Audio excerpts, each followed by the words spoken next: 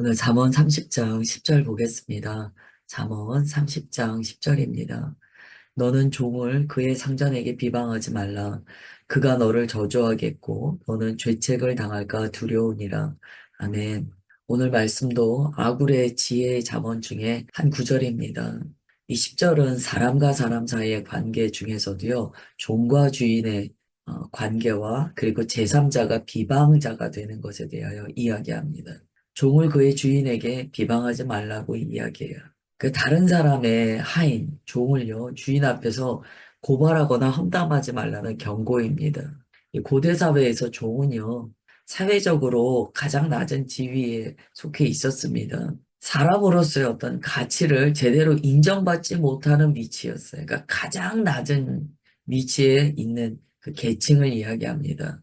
그런데 그러할지라도 함부로 그에 대하여 험담하지 말라는 거예요. 왜냐하면 그가 너를 저주하겠고라고 이야기합니다. 종이라도요, 아무리 낮은 신분의 사람이라도요, 어떤 이유 없는 험담을 듣거나 그렇다면 마음으로 저주할 수 있다는 거예요. 그걸 상대방이 알지 못한다 해도요, 마음에서 원한을 갖고 저주할 수 있다는 거예요. 지금 여기 종이라고 되어 있지만, 뭐 우리가 사는 삶에서 보면은 연약한 자를 생각할 수 있겠죠. 뭐 때로는 아이들이 연약한 자가 될 수도 있어요. 그래서 어떤 경우에는 아이들에게 좀 함부로 이야기하거나 이런 일이 발생할 수 있죠. 그러나 주님께서는 그가 아무리 약해 보이고 낮은 위치에 있다고 해도 네가 함부로 비방해서는 안 된다. 그가 마음으로 너를 저주한다면 너가 죄책을 당할 수 있다. 라고 말씀하시는 거예요. 만만하게 보인다 그러죠. 만만하게 생각하고 헐뜯고 아, 저는 권세가 없어. 저는 힘이 없어.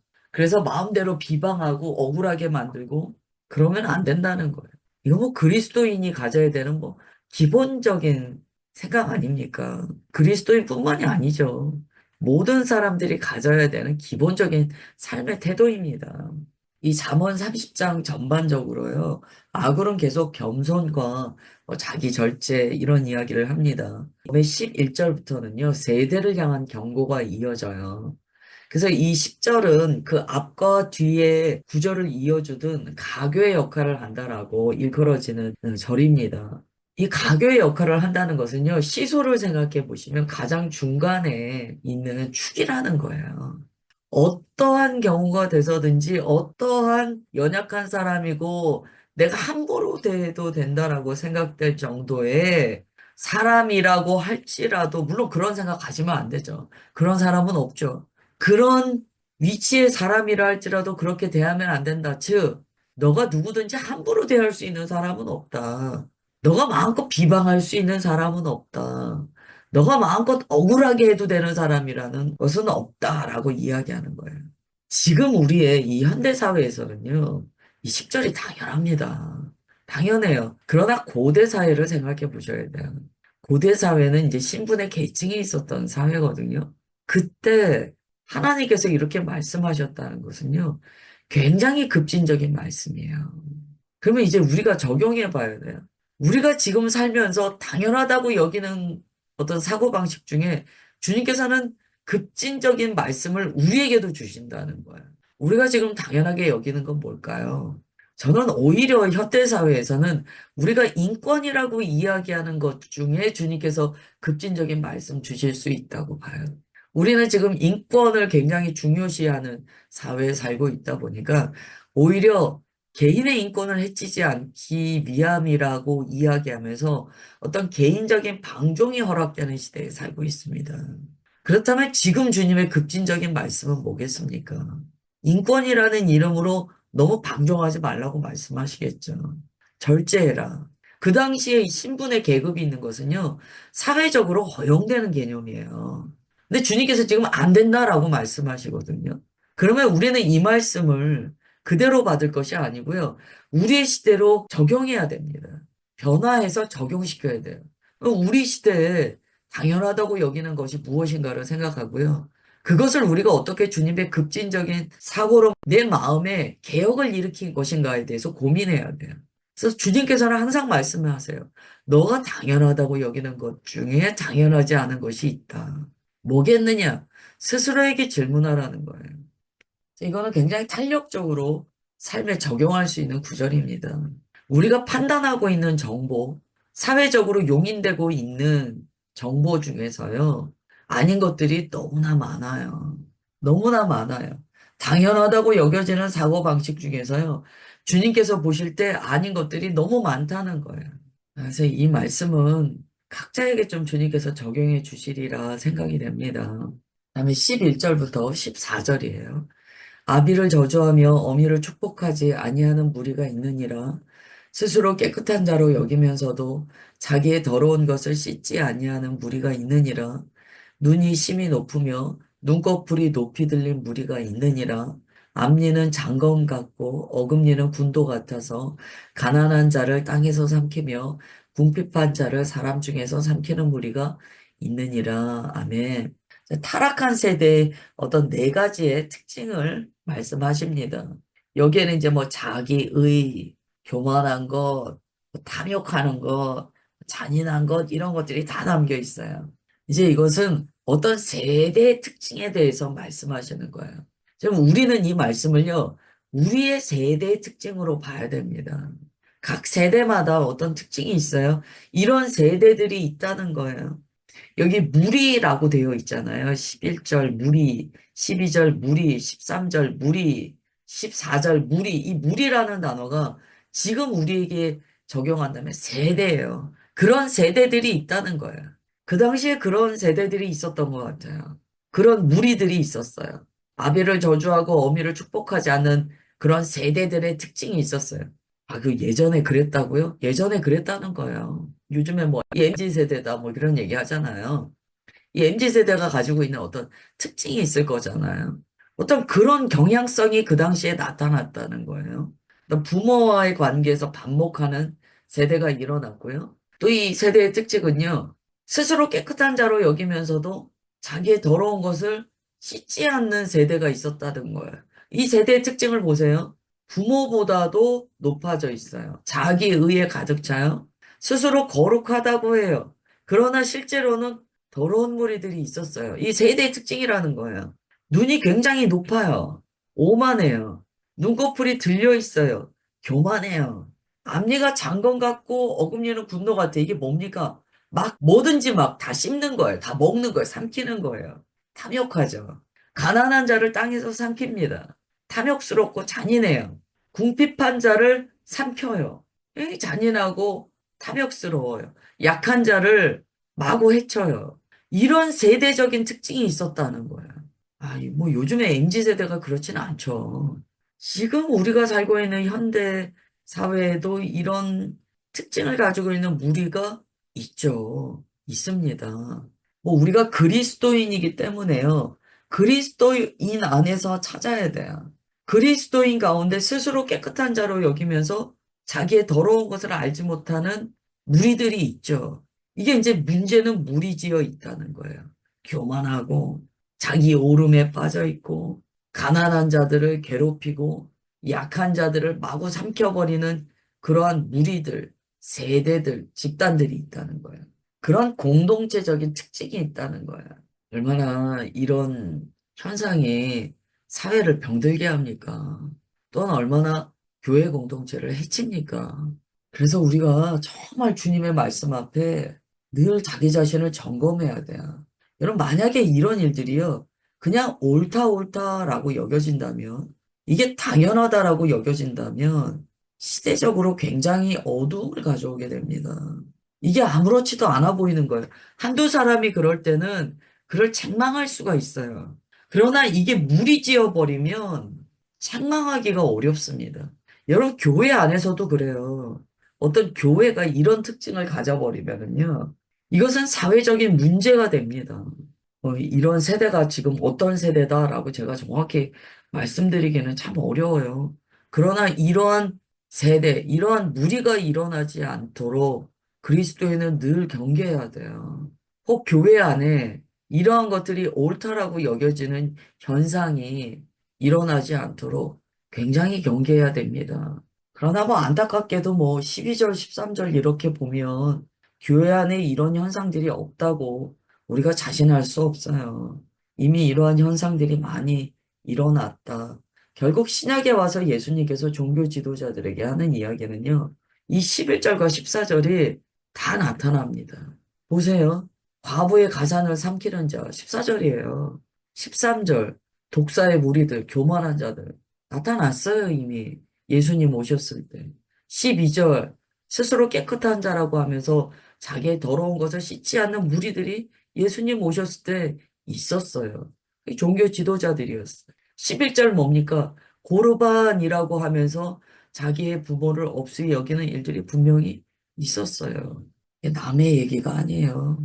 예수님께서 오셨을 때 결국 11절부터 14절의 말씀으로 종교 지도자들을 분명히 꾸짖으셨거든요. 지금 우리가 어떠한가를 봐야 되죠. 15절, 16절입니다. 거머리에게는 두 딸이 있어 다오다오 하느니라.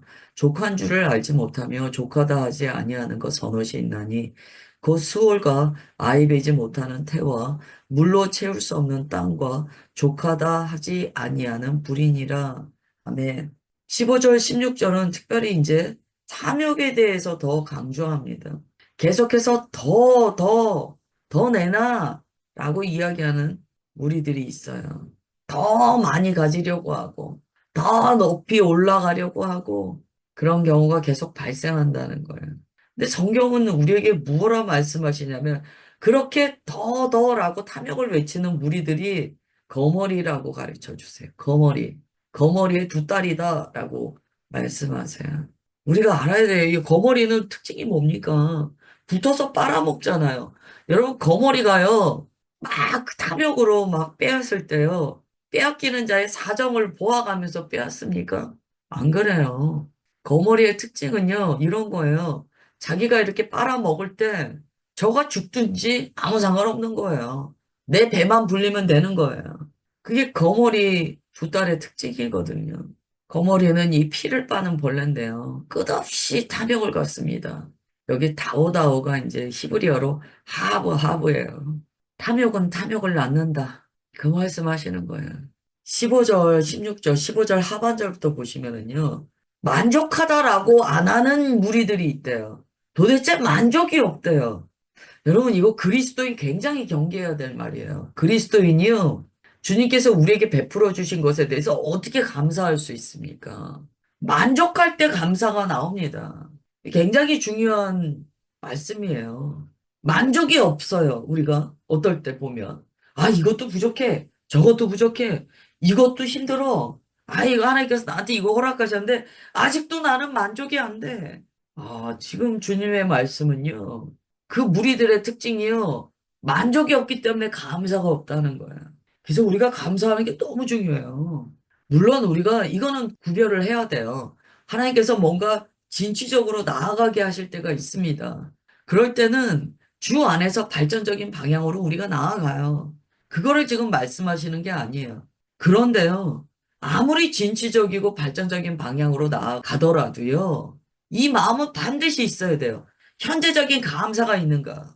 현재적인 감사 없이 계속 더 무언가 다른 것을 도모하는 것은요, 위험해요. 그리스도인은요, 지금 내가 부족해서 어떤 발전적인 방향을 추구하는 자들이 아닙니다.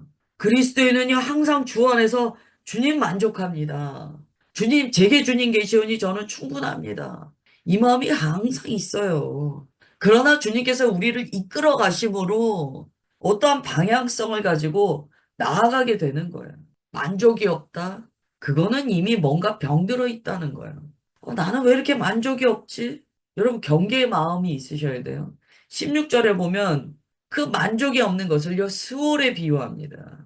스올. 왜 지옥이요? 특징이 있잖아요. 사람을 빡 빨아들인다고 하잖아요. 여러분, 이게 스올의 특징이에요. 뭐 간혹 그런 거 체험하신 분들이 말씀하시는데요. 그 굉장히 성경적인 체험이 뭐냐면, 지옥은 보니까 사람을 막 자석이 땡기듯이 막 빨아들인다는 거예요. 그게 성경에 나와 있어요. 만족하지 않아 해요. 이게 스월의 특징이에요. 계속 다오다오해요. 그러면 어떻게 됩니까? 블랙홀처럼 막 빨아들이는 거예요. 그 특징이에요. 정말 예수님 믿지 않고 심판받는 영혼들은요, 탐욕스럽게 빨아들이는 지옥에 떨어지게 됩니다. 지금 그 말씀하시는 거예요. 아이를 낳지 못하는 태예요. 그러면 얼마나 큰 갈망이 있겠습니까? 아이를 낳고자 하는 갈망이 얼마나 크겠습니까? 이것은 굉장히 큰 갈망을 예로 든 거예요. 스월은 어떤 특징이 있냐면, 못 견디게 갈망하는 거예요. 좀 이게 과거에 오래전에 쓰여졌기 때문에 이런 표현이 있어요. 요즘에는 이런 표현 안 쓰죠. 왜냐하면 또 상대적으로 또 마음이 아프신 분들이 있으시니까. 그러나 여기서는 이제 그 갈망을 이야기한 거야. 이 갈망이 스월에게 대비하여서 이야기한다면 이것은 탐욕적인 불만족의 상태인 거죠. 막 빨려 들어간다는 거예요. 족하다 아니하는 불이니라. 이게 뭡니까? 음부에 활활 타는 불이에요. 그 불이요, 만족이 없어요. 그러니까 사람들을 막 빨아들이는 거예요. 17절입니다. 아비를 조롱하며 어미 순종하기를 싫어하는 자의 눈은 골짜기에 까마귀에게 쪼이고 독수리 새끼에게 먹히리라. 아멘. 이거는 앞에 이야기했던 무리에 나와 있는 이야기가 이제 반복됐죠. 자신의 근본에 대해서 부인하는 거예요. 이 말씀은요, 복음적으로 우리가 반드시 받아야 돼요. 예수님을 믿지 않고 우리를 창조하신 창조주 하나님을 부인하는 자들은요, 결국 수월에 떨어진다는 거예요. 이거는 뭐 가정의 내용도 되지만 결국 우리가 주님의 복음을 받지 않는 것은요, 자기의 근본을 부인하는 것과 같은 행위입니다. 심판받는다는 거예요. 하나님께서는 우리를 모두 다 보고 계세요. 여기서 조롱한다라는 것은요, 비웃는다, 무시한다라는 의미예요. 순종하기를 싫어한다는 것은요, 이런 의미를 담고 있어요. 막 눈을 흘긴다, 고개를 절레절레 돌리면서 막 외면한다, 뭐 이런 의미예요. 그러니까 우리가 하나님의 말씀을 대할 때, 하나님을 대할 때요, 무슨 말씀이 임하면 비웃는다거나, 주님께서 무슨 말씀을 하셔도 막 고개를 절레절레 흔들면서, 에이, 나는 안 들어. 사실 그런 태도가 여기 17절에 다 들어가 있어요. 육신의 부모에게 그렇게 하면 안 돼요. 더불어 하나님께 그런 태도해서도 안 돼요. 결국 그러면 뭡니까? 눈이 쪼인대요, 눈. 눈은 영혼의 창이잖아요. 눈이 쪼인다는 것은요, 그 영혼이 어둡다는 거예요. 여러분, 독수리 새끼에게 먹힌다라고 이야기합니다. 정말 이 독수리 새끼가 먹는 것처럼요, 정말 남은 거 없이 다 먹히게 된다는 의미예요. 오늘 말씀이 상당히 강한 말씀이에요. 굉장히 강한 말씀이었어요. 우리가 10절부터 17절까지 봤는데요. 이 말씀의 결론을 우리가 받는다면 지금 나의 삶에 있어서 신앙생활에 있어서 우리 마음에 혹시요. 아, 난 잘하고 있어. 아, 이 정도면 돼. 뭐 이런 마음. 혹은 이건 당연한 거야. 이게 괜찮은 거야. 라고 하는 것 중에 주님께서 터치하시는 영역이 있다는 거예요. 오늘 말씀은 좀 상당히 예, 깊고도 좀 어미한 말씀이었습니다. 오늘 한 달 사시면서 너무 내가 당연해. 나 잘하고 있어. 이런 생각으로 너무 이렇게 만만하게 생각하지 마시고 이 경계를 좀 하세요. 아, 내가 오늘은 좀 근신하자. 특별히 오늘은 근신하는 마음이 있어야 된다라는 마음으로 주변을 살피시면서 그리스도인답게 오늘 주님께 24시간 여쭈면서 주님과 동행하시는 한 달 되시기를 축복합니다. 기도하겠습니다. 하나님, 주님의 말씀은 언제나 우리에게 생명이 되십니다. 우리의 눈을 진리로 밝혀주시고 하나님의 새 말씀으로 우리를 언제나 근신하게 하여 주십니다. 오래전 우리가 알지도 못하는 아구를 통하여 주님께서 지금 우리에게 잠언을 주셨습니다. 이 말씀은 고대의 시대나 지금의 현대나 동일하게 적용되시는 주님의 말씀인 것에 아멘합니다. 시간의 주관자 되시는 주님께서 오늘 우리에게 오셔서 이 시대 가운데 그리스도인으로서의 삶으로 나아가라고 권면하여 주셨습니다. 혹여 우리가 너무나 당연하다고 여기며 깨닫지 못하는 영역이 있는지 주님 보게 하옵소서. 주님의 말씀으로 빛으로 진리로 나아가게 하옵소서. 주님 그렇게 주의 자녀들 오늘 빛으로 진리로 새로운 생각을 부어주시는 것 믿사오며 사랑하는 주 예수님의 이름으로 기도드리옵나이다. 아멘.